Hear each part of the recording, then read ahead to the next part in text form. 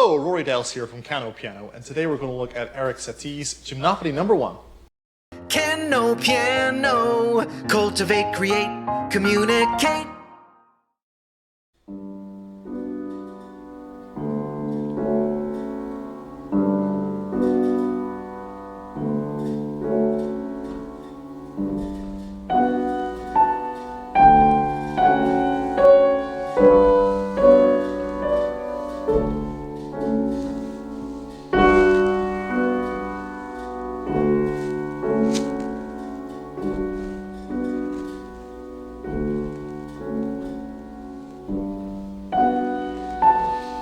So, I almost didn't want to talk at the start there. This piece is just so screwy and beautiful.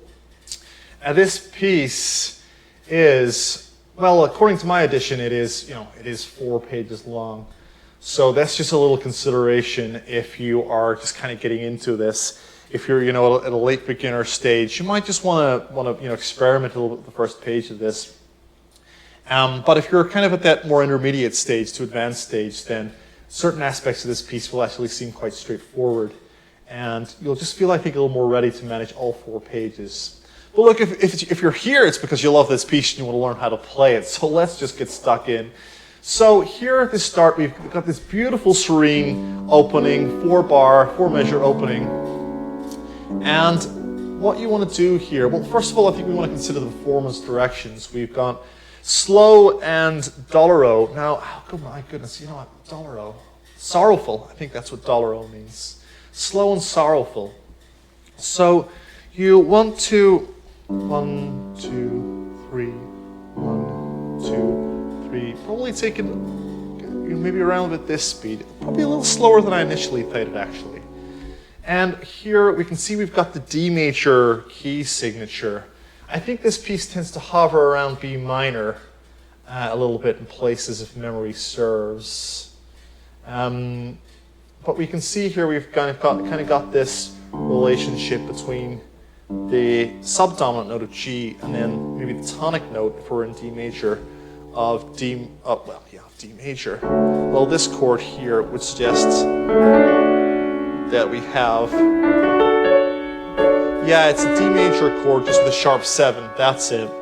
So it is in D major. It isn't unsurprising that we go to B minor at times, but we'll come to that.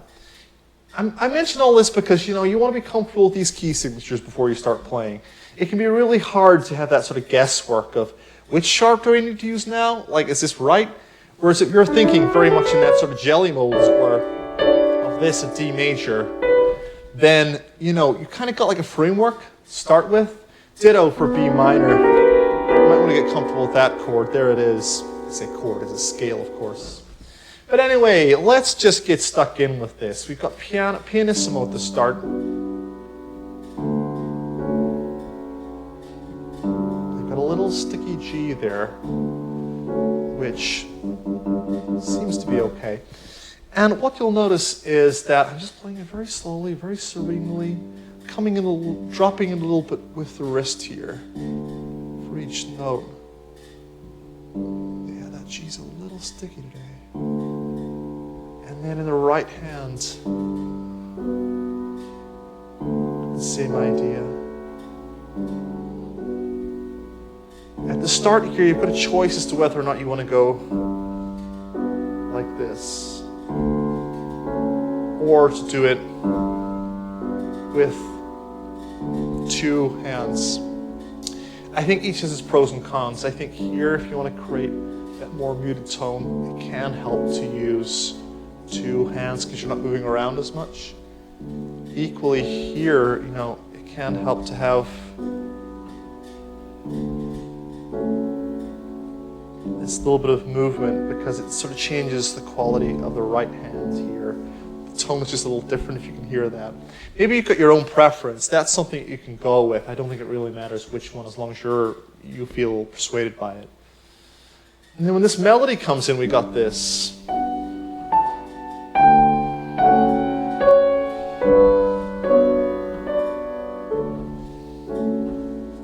So here, what we want to do is we want to play not so much with curved fingers, because it's a melody, but we want to flatten the hand out a little bit. because it creates a more subtle tone. And if you've watched my tutorial on, oh gosh, which one was it? It was the Chopin Waltz in A minor, and then I also did one on the Chopin Prelude in E minor. Wonderful pieces, beautiful pieces. I talked a little bit there about how, you know, playing with curved fingers can really help you play fast and accurately, and it's really good to train your fingers to play like this through the 5-finger exercise for that dexterity. But here it just wants to flatten out a little bit more. So we've got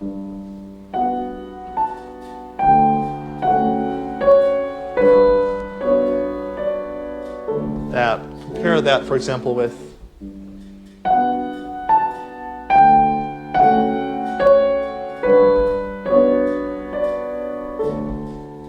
maybe that's a little bit too brittle. It's not as brittle as I've heard in other pieces. And to be honest with you, I'm surprised that came across as well as it did. So that's something I think to experiment with. You know, if you have those curved fingers, it's going to project a lot more, but it might get a little brittle in places. If it's flatter, it's going to feel slightly more dulcet and slightly more muted. So this kind of glossy tone is kind of like a matte tone, basically. I didn't expect to use a paint analogy, but there we have it. So the other consideration with this melody is that you want to play with musical shape, phrasing. And we got quite a bit of help here because Satie is written in a crescendo.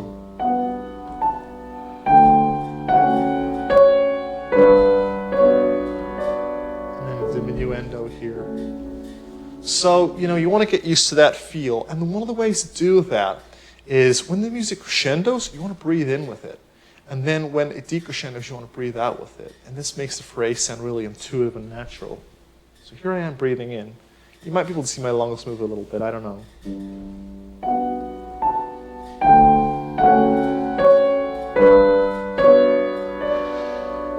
And breathing out there. And you can hear that makes it sound so expressive, doesn't it?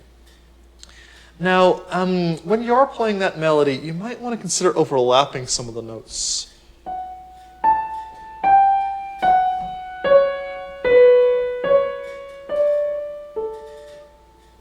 And the way I'm basically doing that is, if I play this little exercise here, I'm just holding one note down as the other one comes up. There's always a little bit of overlap. Because this creates like a molto legato, or a super legato. And that join just really helps. If you compare, you know, here's not so joined.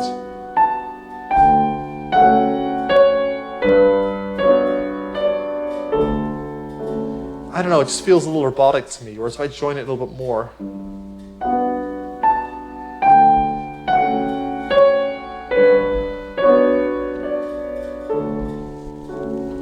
That sounds a little bit more expressive to me. So those joins can help.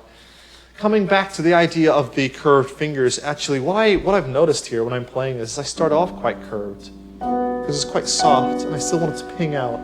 So I start curved here. And then as I get louder, I don't want it to be brittle, so I kind of flatten my fingers here.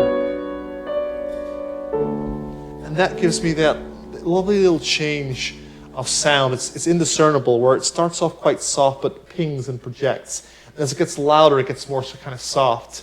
And it's those little things, those colors, that really make the difference between, you know, a sort of more robotic interpretation and something really moving and expressive. I'm going to add one more thing to this, which I think will really help. And that's, in order to kind of get the melody to sustain, you might want to just move your elbow out a little bit with each note, like this. So it's like small circles, getting gradually bigger, and then getting gradually smaller like that. Because it helps sustain the note. Otherwise you get this.